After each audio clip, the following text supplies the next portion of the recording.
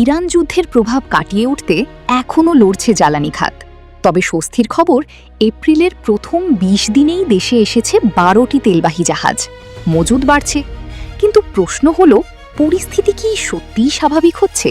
Bangladesh petroleum কর্পোরেশনের তথ্য বলছে, এই ১২টি জাহাজে এসেছে ডিজেল, অকটেন, জেট ফিউয়েল ও ফার্নেস তেল।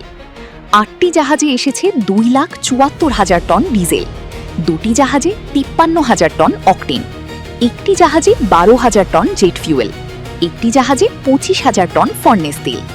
এর পাশাপাশি ভারত থেকে পাইপলাইনে এসেছে আরও ১২,০০০ টন ডিজেল। কোন তেলের মজুদ কত? দেশের মোট জ্বালানি ব্যবহারের ৬৩% ডিজেল নির্ভর।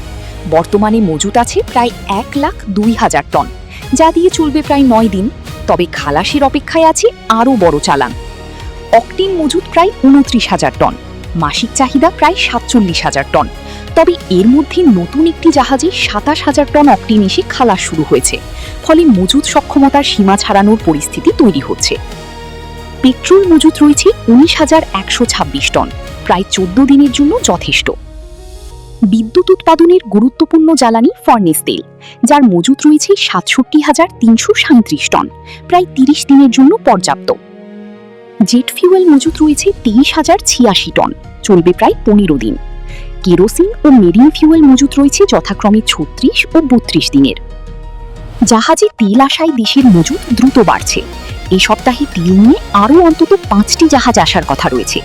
এতে বিশেষ করে অকটেন ও ফার্নেস তেলের ক্ষেত্রে কিছুটা স্বস্তি তৈরি হয়েছে। ডিজেলের ক্ষেত্রেও বড় চালান খালাস হলে পরিস্থিতি আরও স্থিতিশীল হওয়ার আশা করা হচ্ছে। সরবরাহ বাড়লেও মাঠ পর্যায়ে এখনও স্বস্তি নেই। ফিলিং স্টেশনগুলোতে দেখা যাচ্ছে দীর্ঘ লাইন, ঘন্টার পর ঘন্টা অপেক্ষা করেও অনেকেই তেল পাচ্ছেন না। বিপিসির চেয়ারম্যান মোহাম্মদ রিজানুর রহমান বলেছেন, এই মাসে তেলের সংকট নেই, পর্যাপ্ত তেল আমদানি হয়েছে, আরও জাহাজ আসছে। সরবরাহ বাড়ছে, মজুতও বাড়ছে, তবুও আগের ঘাটতির চাপ এখনও পুরোপুরি কাটেনি। বিশেষজ্ঞদের মতে সব পর্যায়ে সরবরাহ স্বাভাবিক হতে আরও কিছুদিন সময় লাগবে। জ্বালানিতে স্বস্তি আসছে, কিন্তু অপেক্ষা শেষ হবে কবে?